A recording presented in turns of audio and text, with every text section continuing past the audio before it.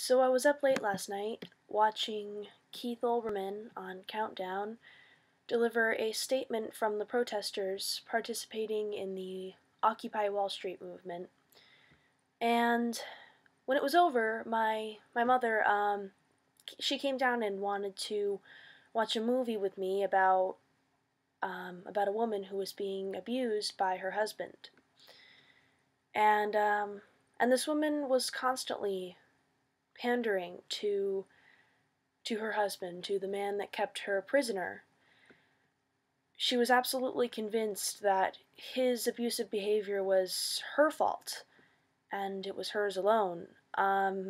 She treated this man like he was Adonis, and he treated her like scum stuck underneath his fingernails, despite the fact that it was so clearly obvious that he was hurting her. She continued to be convinced that he had done nothing wrong, and that he had every right to use her in the way that he did. This delusion that she had was only furthered by his constant encouragement of it. Every time she began to doubt him, he would extinguish the small wisps of rebellion that she had by continuing to convince her that it was her own fault, and that he only did what he did to her because of her poor wifing skills, I suppose. And it was only because of the harsh intervention of her family in this marriage that she was able to finally see what he was doing to her, and how very wrong it was, and it gave her the courage to finally stand up to him. And he was enraged by this, so he beat her more harshly than he ever had before. And she paid the price for it. And as I was watching this movie, I couldn't help but make the connection between the American people and the woman in this movie. Similarly, I saw a distinctly shared personality between the woman's husband and Wall Street itself.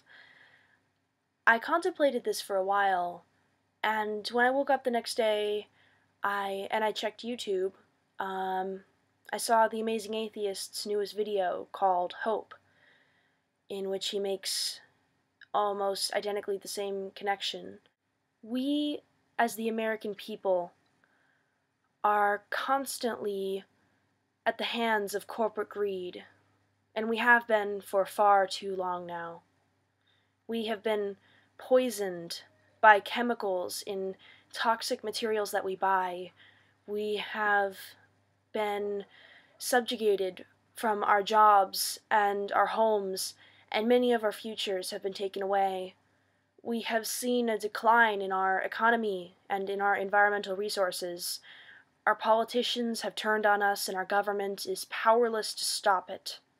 We have been abused, and all at the hands of the corporate fat cats, who are getting fatter and fatter with each wad of cash they are scraping in.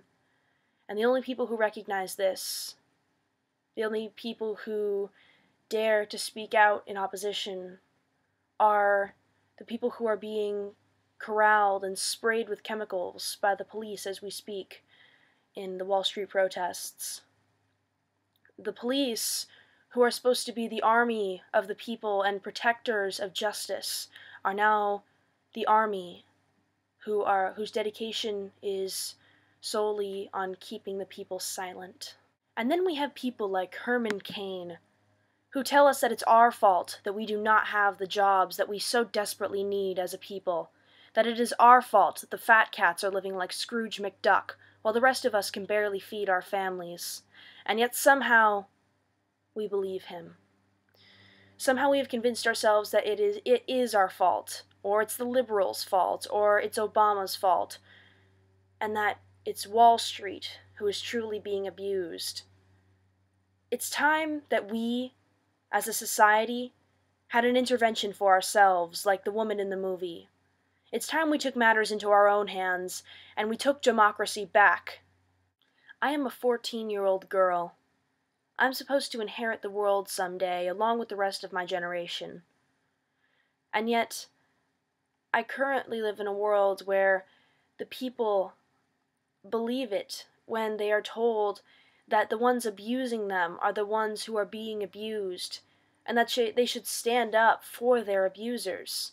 How am I supposed to fix something that is so apathetic to those who are corrupted with power and greed and just saturated with immorality, and something that is so irrevocably lost? It's time for us to take democracy back. Because if we allow ourselves to be constantly subjugated by the same system time and time again, then we're going to end up like the outcome of most abusive relationships.